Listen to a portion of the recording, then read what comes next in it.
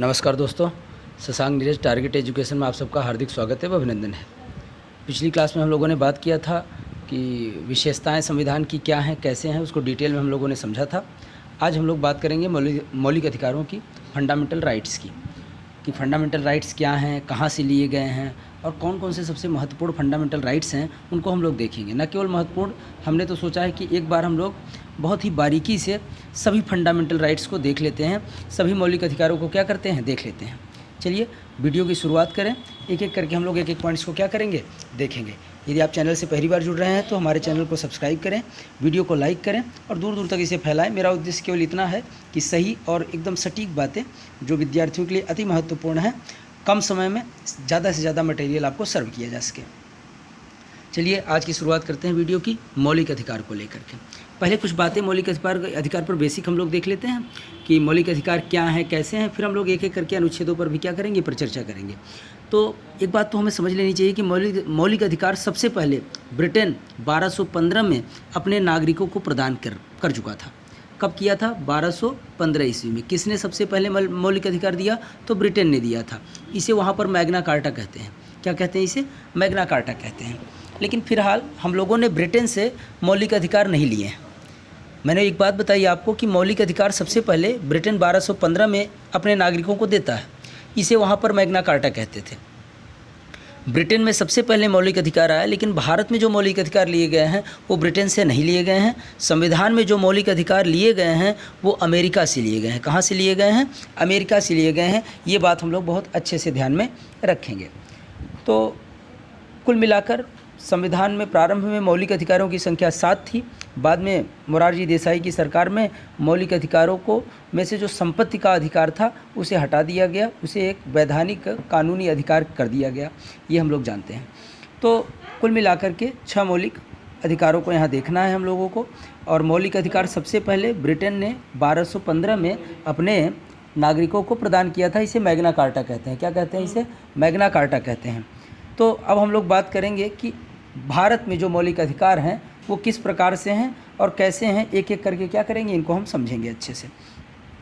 चलिए तो बात करते हैं भारतीय संविधान में मौलिक अधिकारों की। तो एक बात याद रखिएगा बहुत अच्छे से कि मौलिक अधिकारों को भाग 3 में रखा गया है। भारतीय संविधान के किस भाग में रखा गया है? भाग 3 में। कोई पूछेगा कि मौलिक अधिकार भारतीय संविधान के किस भाग में वर्णित है, तो आप बताएंगे कि भाग 3 में वर्णित है। कितने से कितने अनुच्छेद के बीच में है? तो अनुच्छेद 12 से लेकर के 35 के बीच में क्या है? हमारे सभी मौलिक अधिकार हैं। 12 से 35 अनुच्छेद तक मौलिक अधिकारों का क्या किया गया है? वर्णन किया गया है। चलिए धीरे से एक एक करके हम लोग समझते हैं चीज़ों को। मूल संविधान में मौलिक अधिकारों की संख्या 7 थी, परंतु 44वें संविधान संशोधन 1978 के तहत संपत्ति के अधिकार को हटा दिया गया और संविधान के अनुच्छेद 300A के अंतर्गत वैधानिक अधिकार लीगल राइट्स में रखा गया। थोड़ी देर पहले मैं आपको यही बता रहा था मैं कि कुल मिलाकर के आपके पास मौलिक अधिकारों की संख्या कितनी थी? शुरू में 7 थी। परंतु कौन सा संविधान संशोधन? ये वेरी इंपॉर्टेंट पॉइंट है बच्चा, याद रखिएगा कि 44वें संविधान संशोधन। और ये 44वां संविधान संशोधन कब हुआ? 1978 में हुआ। पिछले वीडियो में हम लोग बात कर रहे थे कि 42वें संविधान संशोधन की, जिसे हम लोग मिनी कॉन्स्टिट्यूशन भी कहते हैं। बाकायदा उस पर चर्चा हमने किया और आगे भी हम लोग 42वें संविधान संशोधन पर बहुत विस्तृत बात करने वाले हैं, जो 1976 में लाया गया था। फिलहाल हम बात कर रहे हैं कि 44वें संविधान संशोधन 1978 के तहत जो संपत्ति का अधिकार था उसे हटा दिया गया और उसे अब कहाँ रख दिया गया संविधान में? तो अनुच्छेद 300A के तहत रख दिया गया। कहाँ रख दिया गया? अनुच्छेद 300A के अंतर्गत वैधानिक अधिकार बना दिया गया, एक लीगल राइट बना दिया गया इसे। अब यह फंडामेंटल राइट नहीं रह गया। इसका मतलब अब आपके पास मूलाधिकारों की संख्या कितनी हो गई है? तो मूलाधिकारों की संख्या 6 हो गई है। ये बात ध्यान में रखिएगा। चलिए आगे बढ़ते हैं। बहुत एक इंपॉर्टेंट पॉइंट यहाँ हम लोग को मिला है कि 44वें संविधान संशोधन 1978 के द्वारा ही मौलिक अधिकारों की संख्या घटी है, 7 से कितनी हो गई है? 6। संपत्ति के अधिकार को अब आप मौलिक अधिकार नहीं मानते हैं, वह एक लीगल राइट है, केवल कानूनी अधिकार है। चलिए मौलिक अधिकारों में संशोधन हो सकता है तो किसके द्वारा हो सकता है, ये बात आप जानिए। क्योंकि वैसे तो संविधान के सभी विधानों में संसद द्वारा ही संशोधन होता है, लेकिन मौलिक अधिकार चूँकि यही आपके संविधान की आत्मा है, आधार है, इसी आधार पर हम लोग अपने अपने जीवन का निर्वाह कर पाते हैं, समान अधिकार प्राप्त कर पाते हैं, स्वतंत्रता प्राप्त कर पाते हैं। तो इनमें परिवर्तन एक जटिल प्रक्रिया है और इसमें परिवर्तन और दुनिया के जितने कानून, भारत के जितने भी कानून बनते हैं, उन कानूनों की सीमा वहीं तक केवल कार्य करती है जब तक कि वो मौलिक अधिकारों को ओवरलैप नहीं करते हैं, जब तक कि वो मौलिक अधिकारों को ओवरलैप नहीं करते हैं। चलिए ये सब बातें हम लोग डिस्कस करेंगे अभी पॉलिटी के और सेक्शंस में, लेकिन इतना अभी समझ लीजिए कि 301 के तहत एक वैधानिक अधिकार बनकर रह गया है क्या? संपत्ति का अधिकार। थोड़ा आगे बढ़ेंगे और चीज़ों को हम लोग बहुत विधिवत देखेंगे, ठीक है। मौलिक अधिकारों में संशोधन हो सकता है तो किसके द्वारा हो सकता है? याद रखिएगा, केवल संसद के द्वारा। फंडामेंटल राइट्स में अगर चेंज होगा तो किसके द्वारा होगा? संसद के द्वारा होगा। मूल अधिकारों का निलंबन किया जा सकता है। हाँ, वैसे तो मौलिक अधिकार आपको मिले ही हैं, आप उसका उपभोग करेंगे, उसको उपयोग में लाएंगे, लेकिन उसका निलंबन किया जा सकता है और यह अधिकार केवल और केवल राष्ट्रपति के पास है। मौलिक अधिकारों को सस्पेंड करने का, निलंबित करने का अधिकार किसके पास है? तो केवल और केवल राष्ट्रपति के पास है, वो भी आपातकालीन परिस्थितियों में। कब बच्चों? आपातकाल जब लग जाए, चाहे तो उस परिस्थिति में कुछ मूल अधिकार, जैसे युद्ध का समय हो, हम मान लीजिए किसी अंतर्राष्ट्रीय युद्ध में शामिल हैं या कोई ऐसी कलह की स्थिति है देश में, तो उस दशा में मूल अधिकारों का निलंबन कुछ हद तक किया जा सकता है और वो कौन कर सकता है? केवल राष्ट्रपति कर सकता है। अब देख रहे हो कि मूल अधिकारों को इतनी ज़्यादा पावर और प्रेफरेंस क्यों मिल रही है? क्योंकि उसका संरक्षक कौन है? सुप्रीम कोर्ट है। कौन है? सुप्रीम कोर्ट है। आपके मूल अधिकार यदि छीने जाते हैं, आपको आपके मूल अधिकार नहीं मिलते हैं, तो सुप्रीम कोर्ट रिट जारी करती है। आगे इसी वीडियो में हम लोग परिचर्चा करेंगे उन रिट के थ्रू क्या होता है कि आपको आपके मूलाधिकार दिए जाते हैं। मतलब आपको एक प्रकार से सुप्रीम कोर्ट का क्या प्राप्त होता है? संरक्षण। अभी अनुच्छेद 32 की परिचर्चा करेंगे, वहाँ डिटेल में आप ये बात समझ पाएंगे। तो सुप्रीम कोर्ट क्या है बच्चों? तो सुप्रीम कोर्ट मूल अधिकारों का क्या है? संरक्षक है। याद रखिएगा, कौन? Supreme court. सुप्रीम कोर्ट मूल अधिकारों का संरक्षक है। थोड़ा आगे बढ़ते हैं। ये सब पॉइंट्स मैंने जो अलग अलग मेंशन किया है बच्चा, ये किसी न किसी एग्जाम में पूछे गए हैं। So these are very important topic, एक एक करके अच्छे से नोट करते चलिएगा। आइए बढ़ते हैं आगे। मौलिक अधिकार को समझा जाए कि कौन कौन से मौलिक अधिकार हैं। 6 अभी मैंने डिस्कस किया कि 6 मौलिक अधिकारों को पढ़ना है, वो कौन कौन से हैं, आइए देख लिया जाए उन्हें। तो मौलिक अधिकारों की यदि बात करें तो समानता का अधिकार। किसका? समानता का अधिकार। ये पहला मौलिक अधिकार है जिसे अनुच्छेद कहाँ से कहाँ तक पढ़ेंगे? तो अनुच्छेद 14 से 28 तक पढ़ेंगे, 18 से तक पढ़ेंगे, सॉरी 14 से 18 तक पढ़ेंगे। किसको? समानता के अधिकार को पढ़ेंगे। मतलब राइट टू इक्वालिटी जो है वो कहाँ से है? 14 से 18 तक है। स्वतंत्रता का अधिकार पढ़ेंगे 19 से 22 तक। कहाँ तक पढ़ेंगे? 19 से 22 तक पढ़ेंगे। शोषण के विरुद्ध अधिकार जो पढ़ेंगे वो हम लोग 23-24 में पढ़ेंगे। आर्टिकल किस में? 23-24 में पढ़ेंगे, अनुच्छेद 23-24 में। धार्मिक स्वतंत्रता का अधिकार 25 से 28 में पढ़ेंगे। किस में पढ़ेंगे? 25 से 28 में पढ़ेंगे। शिक्षा संस्कृति का अधिकार 29-30 में पढ़ेंगे। किस में पढ़ेंगे? 29-30 में, आर्टिकल 29 और 30 में। संवैधानिक उपचार बहुत ही महत्वपूर्ण है, एग्जाम में बहुत बार यहाँ से प्रश्न बनता है। संवैधानिक उपचारों का अधिकार ये आर्टिकल 32 है, हम लोग यहाँ से इसे पढ़ेंगे। तो मौलिक अधिकारों को 6 भागों में बांट दिया गया है। समानता का अधिकार आर्टिकल 14 to 18, स्वतंत्रता का अधिकार आर्टिकल 19 to 22, शोषण के विरुद्ध अधिकार 23-24 आर्टिकल, धार्मिक स्वतंत्रता का अधिकार 25 to 28 आर्टिकल, शिक्षा संस्कृति का अधिकार 29 to 30 आर्टिकल, संवैधानिक उपचारों का अधिकार अनुच्छेद 32। ये हो गया हमारे 6 के 6 क्या थे? हमारे मूलाधिकार हैं, जिनकी चर्चा हम लोगों ने यहाँ कर लिया है। चलिए थोड़ा आगे बढ़ेंगे और अगले पॉइंट को हम लोग क्या करेंगे? डिस्कस करेंगे। आइए एक एक करके अब अनुच्छेदों को देखते हैं। हमने बताया है कि समानता का अधिकार किस अनुच्छेद से किस अनुच्छेद तक है? तो अनुच्छेद 14 से लेकर 18 तक राइट टू इक्वालिटी है, समानता का अधिकार है। तो आखिर अनुच्छेद 14 में क्या है, 15 में क्या है, 16 में क्या है, 17 में क्या है, डिटेल से हम लोग पूरे के पूरे 14 से लेकर हम लोग 32 तक के आर्टिकल को देखने वाले हैं। बच्चों ध्यान से देखिएगा, बहुत डिटेल है। लास्ट में मैं ये भी बता दूंगा कि कौन वेरी वेरी इंपॉर्टेंट आर्टिकल है, उसे तो ज़रूर याद रखिएगा एक बार। लेकिन डिटेल में हम लोग चीज़ों को देख लेते हैं। बात करते हैं आर्टिकल 14 की, अनुच्छेद 14 की बात करते हैं। ये कहता क्या है? विधि के समक्ष समानता।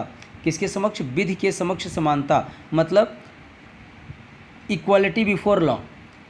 मतलब कानून या जो नियम कानून बनाए गए हैं उनके समक्ष हर एक व्यक्ति क्या है, समान है, चाहे वो अमीर हो, चाहे गरीब हो, किसी भी जाति का हो, धर्म का हो, कुछ भी हो, वो विधि के समक्ष क्या है, समान है। कानून के सबको समान रूप से कानून क्या करेगा, दंडित करेगा। सबको कानून सबके लिए समान रूप से कार्य करेगा, उसके लिए कोई भी अलग नहीं है। ये आर्टिकल 14 कहता है। चाहे वो प्रभावशाली व्यक्ति हो, निर्बल व्यक्ति हो, मिडिल क्लास फैमिली का हो, लोअर मिडिल क्लास का हो, इससे कोई फ़र्क नहीं पड़ता। अनुच्छेद 15 क्या कहता है, आर्टिकल 15 कहता है कि मूल धर्म, मूल वंश, जाति, लिंग एवं जन्म के स्थान के आधार पर भेदभाव नहीं किया जाएगा।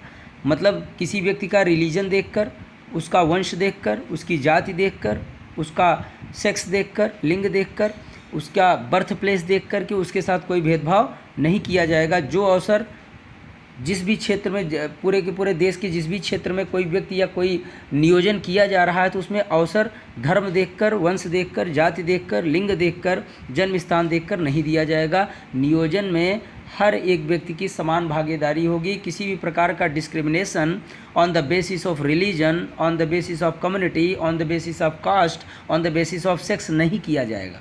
मतलब कोई डिस्क्रिमिनेशन नहीं है। आप किसी भी जाति के हों, किसी भी धर्म के हों, किसी भी वंश के हों, किसी भी लिंग के हों, आपके साथ समान व्यवहार किया जाएगा। ये अनुच्छेद कौन कहता है, 15 कहता है।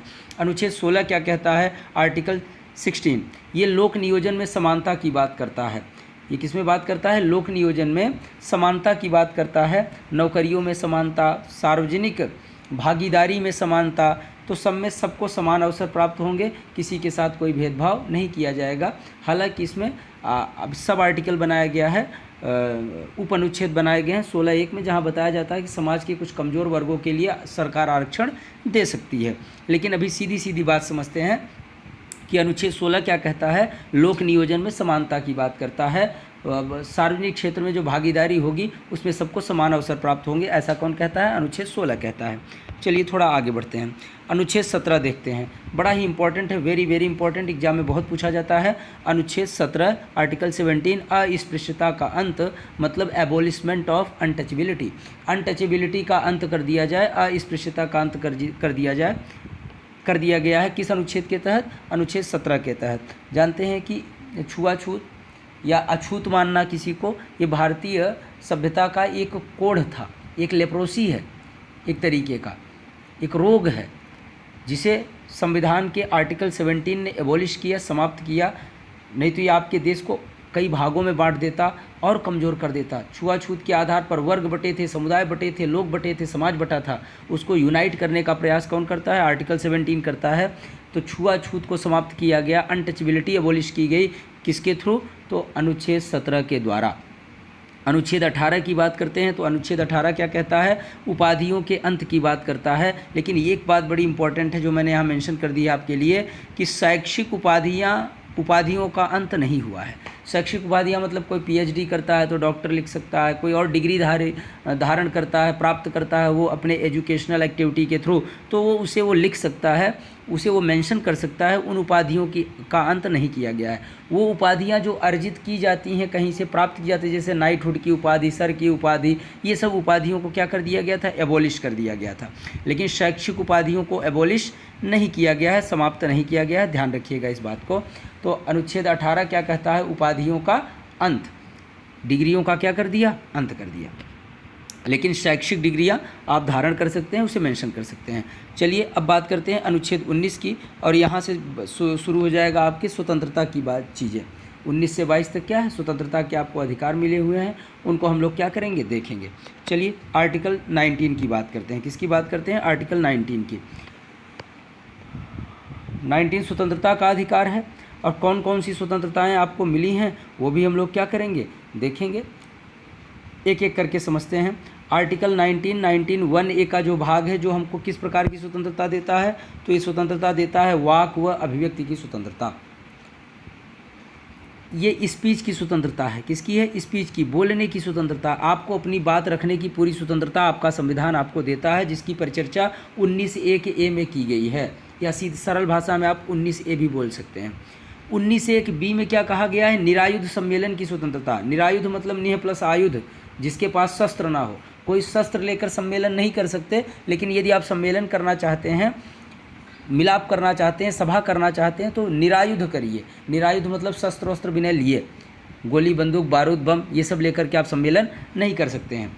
तीसरा 1901 कहता है संघ बनाने की स्वतंत्रता है। संघ बनाने की स्वतंत्रता मतलब आप अपना यूनियन बना सकते हैं। क्या बना सकते हैं? यूनियन बना सकते हैं, अपनी कमेटी तैयार कर सकते हैं। लेकिन इसमें भी कुछ बारीक बातें हैं जो आपको जाननी चाहिए। 2 वर्गों को संघ बनाने का अधिकार नहीं दिया गया है। 2 वर्गों को संघ बनाने का अधिकार नहीं दिया गया है। एक सेना वर्ग है, सैनिक वर्ग, और दूसरा है वैश्यावृत्ति से जुड़े हुए लोगों को संघ बनाने का अधिकार नहीं है। बाकी भारत में रहने वाले प्रत्येक भारतीय नागरिक को संघ बनाने की स्वतंत्रता दी गई है।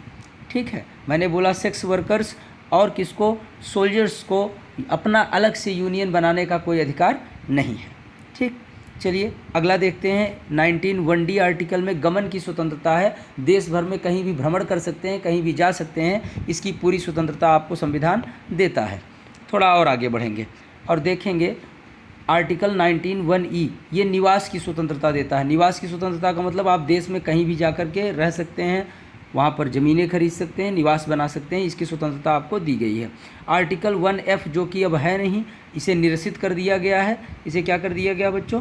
निरसित कर दिया गया है, समाप्त कर दिया गया है। ये भी आप अपने मन में बैठा लेंगे कि आर्टिकल 19(1F क्या है? संपत्ति धारण करने की स्वतंत्रता थी, जिसे अब क्या कर दिया गया है? निरसित कर दिया गया है। तो इस आर्टिकल को आपको यहाँ पर ध्यान में नहीं रखना है। बात करेंगे आर्टिकल 19(1G की, जो आजीविका की स्वतंत्रता की बात करता है। किसकी बात करता है? आजीविका की स्वतंत्रता की बात करता है। कौन करता है? आर्टिकल 1G मतलब आप अपनी आजीविका पालने हेतु व्यापार करने के लिए क्या हैं? स्वतंत्र हैं। इसमें बशर्ते वो व्यापार कैसा होना चाहिए? लीगल होना चाहिए, समाज सम्मत होना चाहिए। तो उसकी स्वतंत्रता क्या करता है? संविधान आपको देता है। तो ये 19 आर्टिकल जो 19 था, इसमें इस तरह के स्वतंत्रता की बात की गई है और ये फंडामेंटल राइट का क्या है? हिस्सा है। चलिए आगे बढ़ते हैं। आर्टिकल 20 देखते हैं। क्या देखते हैं हम लोग? आर्टिकल 20 देखते हैं। अनुच्छेद 20 को देखते हैं। तो अनुच्छेद 20 क्या कहता है? अपराधों के दोष सिद्ध के संबंध में संरक्षण।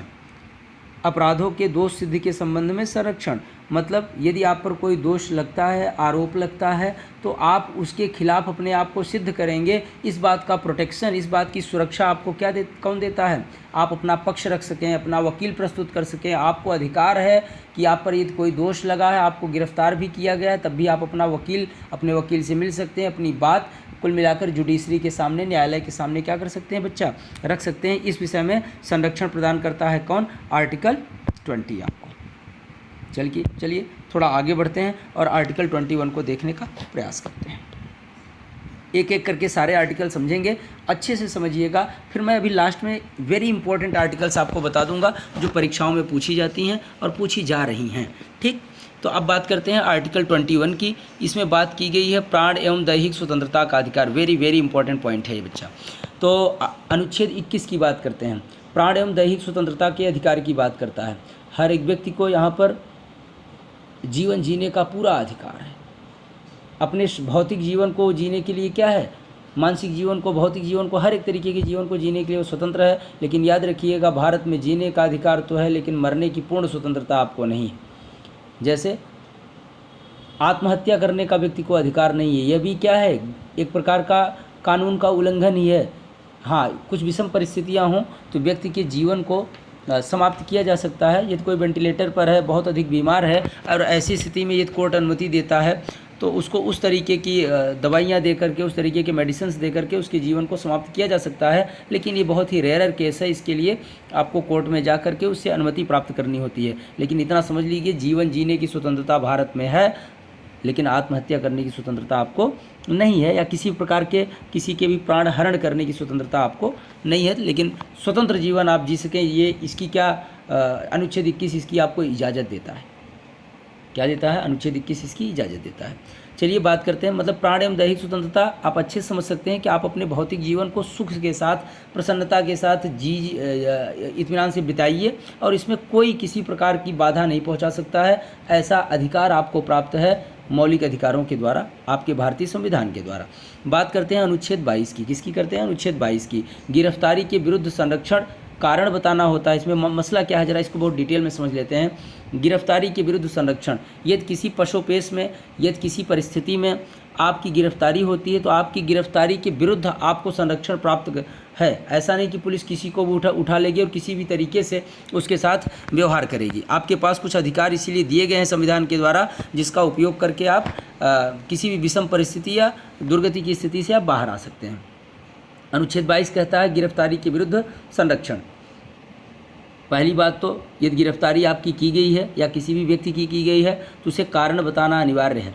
प्रशासन उसका क्या बताएगा? कारण बताएगा कि आपको गिरफ्तार क्यों किया गया, पहली बात। और चलिए, अगर गिरफ्तार किया गया तो 24 घंटे के अंदर क्या किया जाए? उसे न्यायालय में प्रस्तुत किया जाए। अब ऐसा कि नहीं आपने कस्टडी में ले लिया तो आप उसे छोड़ ही नहीं रहे हैं, 24 घंटे के अंदर न्यायालय ले जाइए। न्यायालय यदि आपको एडिशनल कस्टडी देता है कि इस व्यक्ति को आप अपनी कस्टडी में रख करके बातचीत करके निष्कर्ष तक पहुंच सकते हैं, तो एक अलग विषय हो जाता है। लेकिन गिरफ्तारी करने के बाद आप 24 घंटे से ज़्यादा उस व्यक्ति को अपनी कस्टडी में नहीं रख सकती, पुलिस या प्रशासन नहीं रख सकता है। 24 घंटे के अंदर उसे क्या करना होगा? न्यायालय में प्रस्तुत करना होगा। तो गिरफ्तारी के विरुद्ध ये संरक्षण प्राप्त हैं आम नागरिकों को, जो भारत के नागरिक हैं।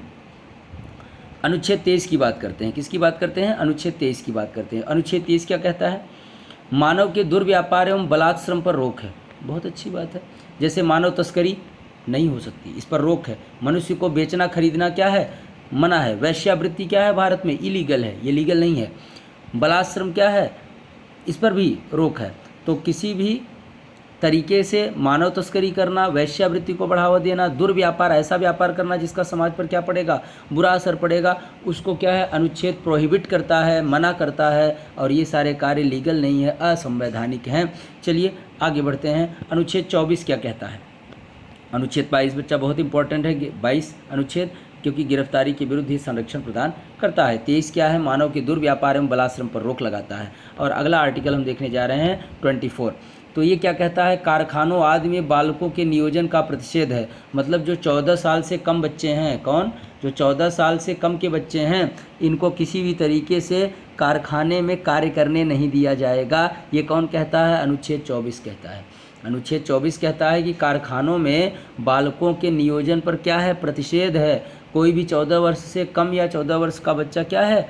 किसी भी तरीके से किसी कारखाने में काम करते नहीं पाया जाना चाहिए। यदि ऐसा है तो यह एक असंवैधानिक कृत्य है जिसके लिए दंडित किया जा सकता है। चलिए बात करते हैं अनुच्छेद 25 की। अंतःकरण से धर्म के अबाध रूप से मानने, आचरण करने एवं प्रचार करने की स्वतंत्रता है। धर्मांतरण की स्वतंत्रता भी इसी के तहत है। एक बात समझ लीजिए, धर्मांतरण असंवैधानिक नहीं। किसी भी धर्म में अपना जीवन यापन कर रहा है, जिस क्षण उसे लगे कि यह धर्म अब उसके अनुकूल नहीं है या वह उस धर्म को धारण करने की स्थिति में नहीं है, तो वह धर्म बदलने के लिए स्वतंत्र है। ऐसी मान्यता और ऐसी स्वतंत्रता कौन देता है? हमारा फंडामेंटल राइट हमें देता है, अनुच्छेद 25 देता है। लेकिन जबरन किसी का धर्मांतरण कराना ये तो एक गैर कानूनी कार्य है। अलग अलग प्रदेशों में इसके लिए अलग अलग कानून है और दंड संहिताएँ बनाई गई हैं। स्वतंत्र रूप से यदि कोई धर्मांतरण करना चाहता है, बिना किसी दबाव के करना चाहता है, तो यह किसी भी प्रकार से असंवैधानिक नहीं है। जो धर्म आप मानते हैं मान सकते हैं, स्टेट में किसी भी जगह रहें, भारत में कहीं भी रहें, धर्म मानने की स्वतंत्रता है। उसी धर्म के अनुसार आप आचरण कर सकते हैं। यदि पूजा पाठ करते हैं तो पूजा पाठ कर सकते हैं, नमाज पढ़ सकते हैं, जो आप करना चाहें वो आप कर सकते हैं, उसमें कोई बाधा आपको नहीं पहुंचाएगा। आप अपने धर्म का प्रचार भी कर सकते हैं, इसकी भी स्वतंत्रता आर्टिकल 25 देता है। चलिए बढ़ते हैं आर्टिकल 26 की तरफ। आर्टिकल 26 क्या कहता है? धार्मिक कार्य के प्रबंधन की सूचना। यदि कोई आप धार्मिक कार्य आयोजित करते हैं तो उसकी सूचना लोगों तक पहुंचा सकते हैं, पंपलेट, बैनर कुछ भी लगवा के इस तरीके से आप उसको सूचित कर सकते हैं। इसमें भी किसी भी प्रकार से असंवैधानिकता नहीं है। आप इस कार्य को करने के लिए भी क्या है? स्वतंत्र हैं। मतलब धर्म का प्रमोशन कर सकते हैं। हाँ, किसी को दबाव में डालकर नहीं कर सकते, स्वतंत्र रूप से ये सारे कार्य आप कर सकते हैं। आप एक बात समझिएगा, आपको जितने अधिकार या स्वतंत्रता मिलती हैं वह उस सीमा तक आपके साथ होती हैं जब तक कि आप किसी अन्य के अधिकारों का हनन नहीं करने लगते हैं। ये भी हमें याद रखना चाहिए। बाकी सारे अधिकार एंजॉय करने के लिए ही रखे गए हैं, उपभोग करने के लिए रखे गए और उनका उपयोग हम करते भी हैं दैनिक जीवन में भी। चलिए आगे बढ़ते हैं। अगर बात करें आर्टिकल 27 की बात करें, अनुच्छेद 27 की बात करें, तो विशिष्ट धर्म की अभिवृद्धि के लिए करों के संदाय की बाध्यता नहीं है। मतलब किसी भी विशिष्ट धर्म के अभिवृद्धि के लिए आप कोई पैसा सरकार को दें या सरकार इस तरीके से कोई पैसा मांगे या कोई समुदाय, इसके लिए आप बाध्य नहीं है कि किसी धर्म विशेष के लिए आप धन दें या ये कहिए कि दान करें। तो वो दान आपकी स्वेच्छा हो सकती है, लेकिन आप उसके लिए बाध्यकारी नहीं होंगे किसी भी विशिष्ट धर्म के प्रमोशन या अभिवृद्धि के लिए। तो धर्म आप पर बाध्यकारी नहीं है, धर्म आपकी सहजता है, आप उसे धारण करें, आप उसे प्रमोट करें, उसमें आप कुछ खर्च करना चाहते हैं तो करें। फिलहाल सरकार आपसे किसी भी तरीके का ऐसा कर नहीं लेगी और ना आप ऐसे कर देने के लिए बाध्य होंगे जिससे किसी भी विशेष धर्म की अभिवृद्धि की जाए। क्योंकि हमने बताया था पिछली क्लास में, जब हम लोग संविधान की विशेषता पढ़ रहे थे पिछले लेक्चर में, तो वहाँ हम लोगों ने डिस्कस किया था बहुत डिटेल में कि सरकार का कोई धर्म नहीं होता, स्टेट का कोई रिलीजन नहीं होता है। वो क्या है, एक प्रकार से सही से देखिए तो रिलीजन से उसे कुछ लेना देना नहीं है। वह एक प्रकार से धर्म का पक्ष नहीं लेता है, बल्कि वो ऐसे आचरण विकसित करना चाहता है जनता में जो स्वयं में अपने आप में एक क्या हों, सांस्कृतिक धर्म हों। बात करते हैं अनुच्छेद 28 की। किसकी बात करते हैं? अनुच्छेद 28 की। शिक्षा संस्थाओं में धार्मिक शिक्षा या धार्मिक उपासना में उपस्थित होने के बारे में स्वतंत्रता है। किसी भी धार्मिक इंस्टीट्यूशंस में, रिलीजियस इंस्टीट्यूशन में धार्मिक शिक्षा दी भी जा सकती है और धार्मिक उपासना में उपस्थित होने की भी क्या है, स्वतंत्रता है। एक बात इसमें मैं ऐड कर देना चाहूँगा, ऐसी संस्थाएँ जो पूर्ण रूप से राज्य की होती हैं, सरकार की होती हैं, ऐसी संस्थाओं में किसी विशेष धर्म का प्रमोशन नहीं किया जा सकता है। लेकिन ऐसी संस्थाएं जो निजी हैं, एक तरीके से प्राइवेट हैं और उसमें सरकार का योगदान नहीं है पूर्ण रूप से, तो ऐसी संस्थाएं अपने किसी विशेष धर्म की उपासना भी कर सकती हैं और उसके प्रचार प्रसार और वैसी शिक्षा भी प्रदान कर सकती हैं। उसी धर्म से संबंधित शिक्षा वो प्रदान करने के लिए स्वतंत्र होती हैं। चलिए थोड़ा हम लोग आगे बढ़ेंगे। कुछ एक अति महत्वपूर्ण पॉइंट्स हैं अब जो जानना जरूरी है। आर्टिकल 29 की बात कर लेते हैं। किसकी बात कर लेते हैं बच्चों? आर्टिकल 29 की बात कर लेते हैं। अनुच्छेद 29 की। अपनी विशेष भाषा, लिपि एवं संस्कृति को बनाए रखने का अधिकार है। जो भाषा आप बोलते हैं, जो लिपि आप लिखते हैं, उस जो कल्चर जो आप जीते हैं उसे आप बनाए रखिए, उसे कोई आपसे छीन नहीं सकता, यह आपको पूर्ण स्वतंत्रता प्राप्त है। अनुच्छेद 30 की बात करें तो शिक्षण संस्थानों को स्थापित करने का अधिकार दिया गया है। खासतौर पर अल्पसंख्यकों के लिए भी शिक्षण संस्थान क्या किए जा सकते हैं, स्थापित किए जा सकते हैं। इसकी भी क्या है, पूर्ण स्वतंत्रता है। कोई भी शिक्षण संस्थान स्थापित किए जा सकते हैं और स्थापित करने के साथ साथ उसका संचालन निर्बाध रूप से किया जा सकता है। अल्पसंख्यकों के लिए भी विशिष्ट शिक्षण संस्थान स्थापित किए जा सकते हैं। इसकी पूरी स्वतंत्रता दी गई है आर्टिकल 30 में। और कई ऐसे संस्थान उदाहरण के रूप में आपके सामने हैं भी, तो आप समझ सकते हैं कि किसी भी विशेष अल्पसंख्यक वर्ग के लिए भी क्या किया जा सकता है, शिक्षण संस्थान स्थापित किया जा सकता है। आइए अनुच्छेद 32 की ओर बढ़ते हैं एक एक करके। ये अति महत्वपूर्ण अनुच्छेद है बच्चा, वेरी इंपॉर्टेंट की श्रेणी में मैं इसे रखूँगा। अभी वीडियो के लास्ट में बने रहिएगा, वहाँ पर मैं कुछ महत्वपूर्ण अनुच्छेद आपके सामने रखूँगा। जितने अनुच्छेद कम से कम आपको रट जाने चाहिए और परीक्षा में बार बार बच्चा हाईली फ्रिक्वेंसी के साथ ये पूछे जाते हैं। चलिए थोड़ा और समझते हैं चीज़ों को। अनुच्छेद 32 की बात करते हैं। किसकी? अनुच्छेद 32 की, आर्टिकल 32 की। ये संवैधानिक उपचारों का अधिकार है। कैसा है ये कॉन्स्टिट्यूशनल रेमेडी है एक प्रकार से। अब बात समझिएगा, बाबा साहब अम्बेडकर ने इसे संविधान की आत्मा कहा है। अब क्यों कहा होगा आत्मा, जरा उसे समझिएगा। मान लीजिए आपको संविधान सारे अधिकार तो दे देती है, लेकिन यदि उन अधिकारों का उल्लंघन हो तो फिर कैसे आप उससे बचेंगे, कैसे उन अधिकारों को आप प्राप्त करेंगे जो आपको नहीं मिल रहा है।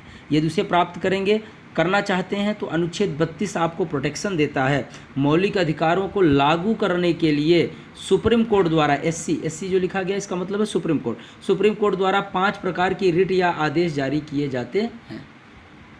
मतलब आपको प्रोटेक्शन पीछे भी बता चुका हूँ। मौलिक अधिकारों को संरक्षण किसके द्वारा प्राप्त है? सुप्रीम कोर्ट के द्वारा प्राप्त है। कैसे प्राप्त है वो अनुच्छेद 32 बताता है।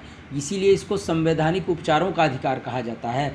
यदि किसी भी तरीके से किसी भी व्यक्ति के मौलिक अधिकारों का हनन होता है तो उसे सीधे और सीधे सुप्रीम कोर्ट से उपचार प्राप्त हो सकता है। हाई कोर्ट भी इस तरह की रिट जारी करता है आर्टिकल 226 के तहत, और ये सुप्रीम कोर्ट जारी करता है 32 के तहत।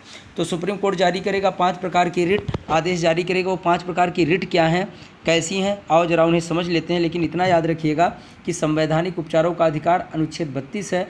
किसी भी व्यक्ति, किसी भी समुदाय के यदि अधिकारों का हनन होता है, मौलिक अधिकारों का हनन होता है, तो उसे संरक्षण प्रदान किया जाएगा अनुच्छेद 32 के तहत। कैसे किया जाएगा, सुप्रीम कोर्ट कैसे रिट जारी करके संरक्षण प्रदान करती है, आइए एक एक करके समझ लेते हैं। बंदी प्रत्यक्षीकरण की बात करेंगे। ये एक प्रकार की रिट है। मैंने बताया 5 प्रकार की रिट जारी कर सकता है कौन? Supreme court. पहला क्या है? बंदी प्रत्यक्षीकरण, जिसे हैबियस कॉर्पस बोलते हैं, मतलब हिरासत में लिए गए व्यक्ति को अदालत के समक्ष पेश करने का आदेश। ये एक प्रकार का आदेश है। सुप्रीम कोर्ट क्या देगा? आदेश ही देगा। रिट क्या है? एक प्रकार का आदेश है। रिट क्या है? ये पांचों रिट क्या है भैया? एक प्रकार के आदेश हैं। तो पहला आदेश क्या है? यदि कभी किसी को हिरासत में लिया जाए और उसे अदालत में न पेश किया जाए तो उसके लिए क्या है? बंदी प्रत्यक्षीकरण की रिट है, जिसे हैबियस कॉर्पस कहते हैं। हिरासत में लिए गए व्यक्ति को अदालत के समक्ष पेश करने का आदेश देगी कौन? Supreme court. दूसरा है परमादेश, मैंडेमस जिसे कहते हैं। सार्वजनिक प्राधिकरण को सार्वजनिक कर्तव्य से विमुख होने पर, यदि कोई पब्लिक सेक्टर का इंस्टीट्यूशन है, अथॉरिटी है, जो अपना कार्य सही तरीके से नहीं कर रही, जो उसका कर्तव्य है उसका पालन नहीं कर रही है, तो वहाँ पर परमादेश दे सकती है। कौन दे सकता है? सुप्रीम कोर्ट दे सकता है। मैंडेमस जारी करता है और पूछा जाएगा उसका कि ऐसा आपने क्यों किया, क्यों आप अपने कर्तव्य से विमुख हैं और आपको उसे पूरा करना चाहिए। यदि किसी दंड विधान की संहिता में आते हुए दंडित भी किया जाएगा। तीसरी रिट जो है वो प्रतिषेध है, प्रोहिबिशन जिसे कहते हैं। तीसरी रिट कौन सी है? प्रतिषेध है, प्रोहिबिशन है। कोई न्यायालय अपनी अधिकारिता से बाहर कार्य कर रहा हो तो सुप्रीम कोर्ट प्रतिषेध करती है। कोई लोअर कोर्ट है, स्थानीय न्यायालय हो सकती हैं, यदि वो अपनी अधिकारिता से बाहर कार्य करें, जो उनके अधिकार क्षेत्र में नहीं है, जैसी व्याख्या, जैसे इंटरप्रिटेशन और जैसे निर्णय उनको नहीं लेने चाहिए, यदि वो वैसे निर्णय लेते हैं तो उसका प्रतिषेध कौन करता है? सुप्रीम कोर्ट करता है कि आप ऐसा नहीं कर सकते हैं। चलिए चौथे रिट की ओर बढ़ते हैं। बड़ा ही इंपॉर्टेंट रिट है बच्चा ये, अधिकार परीक्षा जिसे कहते हैं, क्यो वारंटो कहा जाता है। क्या कहा जाता है इसे? क्यो वारंटो कहा जाता है। एक याचिका है, ये क्या है? अधिकार परीक्षा एक ऐसी याचिका है जिसके माध्यम से किसी व्यक्ति से यह पूछा जाता है कि उसने किस अधिकार या किस शक्ति के तहत अमुक कार्य किया या ऐसा निर्णय लिया। तो क्यो वारंटो है, इसके द्वारा क्या होता है कि सुप्रीम कोर्ट पूछती है किसी व्यक्ति से या किसी संस्था की आपने किस अधिकार से ये निर्णय लिया। यदि वह निर्णय उसकी अधिकारिता से बाहर है, उसके क्षेत्र से बाहर है और वो सत्य नहीं है, सही नहीं है, तो ये अधिकार है सुप्रीम कोर्ट के पास, वो क्यो वारंटो कर सकता है, अधिकार परीक्षा कर सकता है, पूछ सकता है कि आपने किस शक्ति के आधार पर यह निर्णय लिया है। बड़ा ही महत्वपूर्ण ये रिट है बच्चा, याद रखिएगा। और पांचवी रिट की बात करता हूँ, उत्प्रेषण जिसे सर्टियोररी कहते हैं। तो इसके तहत क्या है? निवारक एवं सुधारक रिट है। ये एक प्रकार से क्या है? निवारक एवं सुधारक रिट है। और उत्प्रेषण का एक अर्थ यह भी होता है कि सूचना को अपने पास मंगा लेना। यदि कहीं पर लगता है कि कुछ गड़बड़ हो गया है लोअर कोर्ट्स के द्वारा, तो या किसी ऐसे निर्णय पर जिसमें असमंजस में स्थितियां बनी हुई हैं, तो वहाँ पर उत्प्रेषण जारी कर सकता है। कौन जारी कर सकता है? Supreme court. उस पूरे केस को, उस पूरी सूचना को अपने पास मंगा लेगा और अपने हिसाब से उसको क्या करेगा? निर्णित करेगा, उस पर निर्णय देगा। यह अधिकार किसका है? लेकिन ये सारे अधिकार, ये सारी रिटें तब जारी होती हैं जब किसी मूलाधिकार का क्या होता है? हनन होता है। जब किसी मूलाधिकार का क्या होता है? हनन होता है। तो सर्टियोररी के तहत सुप्रीम कोर्ट क्या करती है? सूचना अपने पास मंगाती है और वह स्वयं उसके निर्णय को देखती है। यदि निर्णय में कोई सुधार की आवश्यकता है तो उसमें सुधार किया जाता है। यदि उसे कैंसिल किया जाए, निवारण किया जाए उसका कि ऐसे निर्णय नहीं होने चाहिए, तो उसको रद्द कर सकती है। ये अधिकार किसके पास है? सुप्रीम कोर्ट के पास है। ये 5 तरह की रिट जारी करती है सुप्रीम कोर्ट, जिससे आपके मूल अधिकारों की क्या होती है? रक्षा होती है। ये बात ध्यान में बहुत अच्छे से रखिएगा। तो ये तो हो गई रिट, और ये मैंने अनुच्छेद 32 तक की बात कर ली, और ये आपके महत्वपूर्ण मूलाधिकार थे जिस पे हम लोगों ने परिचर्चा की है। अब आइए ज़रा हम लोग बात कर लेते हैं एक बड़े ही महत्वपूर्ण पॉइंट की। वो क्या है बच्चा? कि हमने कहा था इम्पोर्टेंट आर्टिकल कौन कौन से हैं। तो ज़रा याद रखिएगा, मैं जितना बताऊं, समानता के सारे आर्टिकल जितने हैं, राइट टू इक्वालिटी मतलब 14 से 18 तक, याद रख लीजिए, लिख लीजिए इसे, बिल्कुल भूलिएगा मत। आपको 14 से लेकर 18 तक के आर्टिकल को तो एकदम एग्जैक्टली याद रखना है। किसको? 14 से लेकर 18 तक के आर्टिकल को बिल्कुल याद रखना है। उसके बाद आर्टिकल 19 याद रखना है। क्या याद रखना है? 19, वो भी 19(1)(a), जिसमें वाक्य एवं अभिव्यक्ति की क्या दी गई है? स्वतंत्रता दी गई है। ये अवश्य आपको पता होना चाहिए। और इसमें जो महत्वपूर्ण आर्टिकल हैं वो आगे देख लेते हैं। ये भी हमने कितने आर्टिकल आपको बता दिए? 14 से 18 वेरी इंपॉर्टेंट है, इनको नहीं भूलना है। आर्टिकल 19 में 1A नहीं भूलना है आपको, बिल्कुल इसे आप लोग याद रखिएगा।